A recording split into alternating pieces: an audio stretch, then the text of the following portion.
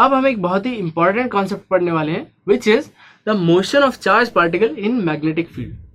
अब अगर मुझे पार्टिकल की वेलोसिटी पता है और मुझे मैग्नेटिक फील्ड पता है और मुझे उसका चार्ज पता है, तो मैं उस पर फोर्स निकाल सकता हूँ। अब मेरे पास वेलोसिटी और मेरे पास फोर्स है, अगर मुझे उसका मास भी पता हो तो मैं एक्सेलरेशन भी निकाल सकता हूँ। तो मेरे पास अगर वेलोसिटी और एक्सेलरेशन हो तो मैं उसकी टाइम के साथ मोशन जो है उसे निकाल सकता हूँ। तो अब इसको हम 3 केसेस में डिवाइड करेंगे और स्टडी करेंगे। सबसे पहला केस होगा हमारा particle moving parallel to B, यानी कि वेलोसिटी जो है वो पैरेलल टू मैग्नेटिक फील्ड है, उस केस में उसकी मोशन कैसी होगी। दूसरा केस हमारा होगा particle moving perpendicular to B, यानी कि v जो है वो b के परपेंडिकुलर है, उस केस में पार्टिकल की मोशन कैसी होगी। और particle moving at any angle to B, ये हमारा थर्ड केस है जो कि जनरल है, यानी कि पार्टिकल की वेलोसिटी जो है उसकी b के साथ कुछ भी एंगल हो तो उसका मोशन कैसा होगा। अब हम देख लेते हैं कि इन 3 केसेस को हम इंडिविजुअली कैसे एनालाइज करते हैं।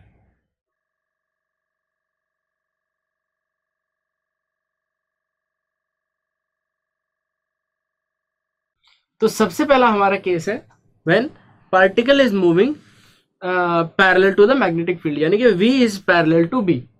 तो उसमें हम क्या करेंगे, फोर्स कैलकुलेट करेंगे, F is equal to Q times V cross B। अब this is equal to Q V B sine theta.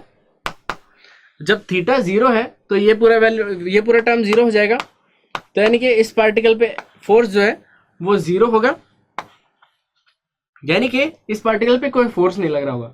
अब इस पे कोई फोर्स नहीं लग रहा होगा तो इसकी एक्सेलरेशन भी कुछ नहीं होगी और ये पार्टिकल ऐसे का ऐसा अनडिफ्लेक्टेड सीधा मूव कर जाएगा। ये हमारा है फर्स्ट केस। तो अब हम वो केस एनालाइज करते हैं जब वेलोसिटी ऑफ पार्टिकल जो है वो मैग्नेटिक फील्ड के परपेंडिकुलर है।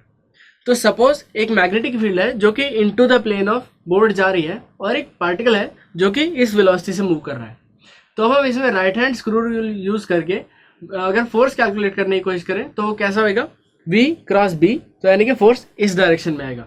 सही है, तो यानी कि जो पार्टिकल है वो थोड़ा इस डायरेक्शन में मूव करेगा क्योंकि उसकी वेलोसिटी है, और क्योंकि उस पर इस डायरेक्शन में फोर्स लग रहा है तो थोड़ा इस डायरेक्शन में एक्सेलरेट करेगा, तो वो नेट थोड़ा इस पोजीशन पे पहुंच जाएगा और उसकी वेलोसिटी भी जो है वो नेट इस डायरेक्शन में हो जाएगी।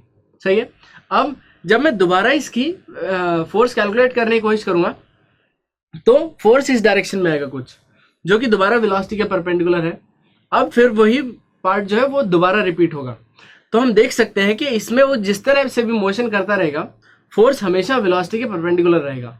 अब जब ऐसी मोशन होती है जिसमें फोर्स हमेशा वेलोसिटी के परपेंडिकुलर होता है, उसे हम क्या बोलते हैं, उसे सर्कुलर मोशन बोलते हैं। और जो फोर्स होता है वो क्या होता है, वो होता है सेंट्रीपिटल फोर्स। अब जो ये मोशन है इसकी कुछ इक्वेशंस हैं जो कि हम डिराइव करने की अभी कोशिश करेंगे।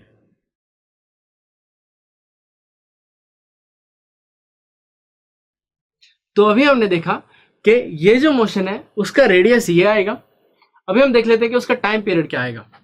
ये जो पार्टिकल है ये पूरा सर्कल डिस्क्राइब करने में कितना टाइम लगाएगा, that will be our time period.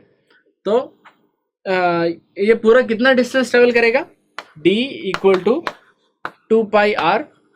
सही है, और ये इसको ट्रैवल करने में टाइम कितना लगाएगा, which is t equal to d by v equal to 2πr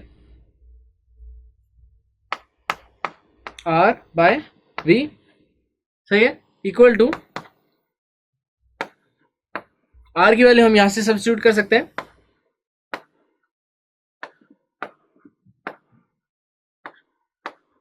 यहां पे v कैंसिल हो जाता है, तो हमारे पास जो फाइनल एक्सप्रेशन आता है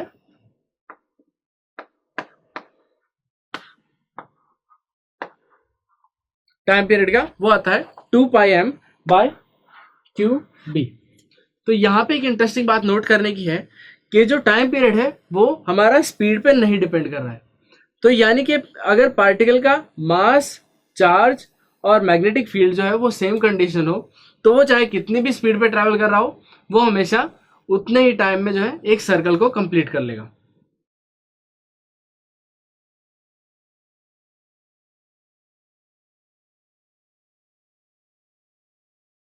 तो अब हम हमारा थर्ड और सबसे फाइनल जनरल केस देखते हैं, जब जो वेलोसिटी है वो मैग्नेटिक फील्ड के किसी एक एंगल पे है। तो सपोज एक मैग्नेटिक फील्ड है जो कि उस डायरेक्शन में है, और एक पार्टिकल है जो कि इस वेलोसिटी से मूव कर रहा है जो कि उस डायरेक्शन में है। अब इन दोनों के बीच का एंगल जो है वो थीटा है। तो अब इसकी मोशन को हम किस तरह से एनालाइज करेंगे, उसके लिए हम एक चीज देख लेते हैं। सपोज एक पार्टिकल है जो कि इस तरह से ऑसिलेट कर रहा है, और अब मैं अपने हाथ को अगर मैं ऐसे मूव कराने लगूं तो इन दोनों मोशन की कॉम्बिनेशन से हमें क्या दिखेगा, हमें एक ऐसी मोशन दिखेगी जो कि एक साइन वेव की मोशन है। इसी तरह से हम क्या करेंगे, हम इस मोशन को भी दो पार्ट्स में ब्रेक कर लेंगे। सबसे पहले हम इस वेलोसिटी के दो कंपोनेंट्स निकालेंगे, एक होगा v cos थीटा, एक है v sin थीटा। तो v cos थीटा जो कंपोनेंट होगा that is parallel to magnetic field, तो वो चेंज नहीं होगा, तो that will move like undeflected. और जो v sin थीटा कंपोनेंट है वो मैग्नेटिक फील्ड के परपेंडिकुलर है, तो वो एक सर्कुलर मोशन ट्रैवल करेगा, जो कि आप देख सकते हैं कि वो एक सर्कुलर मोशन ट्रैवल कर रहा है। अब जब मैं इन दोनों मोशन को कंबाइन करने की कोशिश करूंगा तो क्या होगा कि वो जो वी वाई कॉम्पोनेंट है उसकी वजह से वो सर्कुलर मोशन ट्रैवल कर रहा होगा, और वी एक्स कॉम्पोनेंट जो है उसकी वजह से वो आगे चल रहा होगा। जब मैं इन दोनों मोशन को कंबाइन करके देखूंगा तो एक सर्कुलर मोशन डिस्क्राइब कर रहा है और वो पूरा का पूरा सर्कल आगे मूव कर रहा है। तो इसको इस मोशन को बोलते हैं एक हेलिकल मोशन, और इसको अगर हम एनालाइज करें तो वो आएगा कुछ इस तरह का मोशन। सही है। अब हम इसके लिए इक्वेशंस डिराइव करने की कोशिश करेंगे। तो अब हम इस हेलिकल पाथ के कुछ पैरामीटर्स को डिराइव करने की कोशिश करते हैं। हेलिकल पाथ के पैरामीटर्स, मेन पैरामीटर्स क्या क्या होते हैं? सबसे पहला होता है radius of the helical path, दूसरा होता है pitch of the helical path.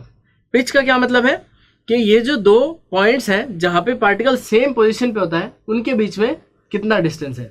यानी कि अगर ये पार्टिकल यहां से ट्रैवल करेगा तो जब वापस ट्रैवल करके यहाँ पे पहुंच जाएगा तो वो कितना डिस्टेंस होगा, ये पिच होता है। दूसरा है time period of helical path, यानी कि वो एक पूरा रेवोल्यूशन करने में कितना टाइम लगाएगा। अब जो सर्कुलर मोशन है वो वाई कंपोनेंट की वजह से हो रही है, तो V Y V sine theta होता है। तो रेडियस तो हम यहाँ पे आसानी से निकाल सकते हैं, जो कि हमें फॉर्मूलाज ऑलरेडी पता है। R is equal to M V Y by Q B, यहाँ पे V Y V sine theta हो जाता है, तो R is equal to M V sine theta by Q B. इसी तरह से टाइम पीरियड निकल जाता है 2 pi M by Q B, क्योंकि वो वेलोसिटी पे डिपेंड नहीं करता है। तो हमारे यहाँ पे टाइम पीरियड और रेडियस ऑफ हेलिकल पाथ तो निकल गया। अब हम पिच किस तरह से निकालेंगे? अब हम क्या देखेंगे कि ये पूरे टाइम पीरियड में जो है कितना आगे चला जाता है, हमें वो देखना है। उसके लिए हम एक्स कंपोनेंट ऑफ वेलोसिटी की तरफ देखेंगे। तो पिच जो है वो हमारा आ जाएगा P is equal to T into V X is equal to 2 pi M upon Q B into V cos theta, जो कि है हमारा पिच का expression for this helical path. तो आई होप आपको समझ में आया होगा कि चार्ज पार्टिकल जो है वो मैग्नेटिक फील्ड में कैसे मोशन करता है, पैरेलल, परपेंडिकुलर और एट एनी एंगल, और उसके पैरामीटर्स की हम कैलकुलेशन कैसे करते हैं वो समझ में आया होगा।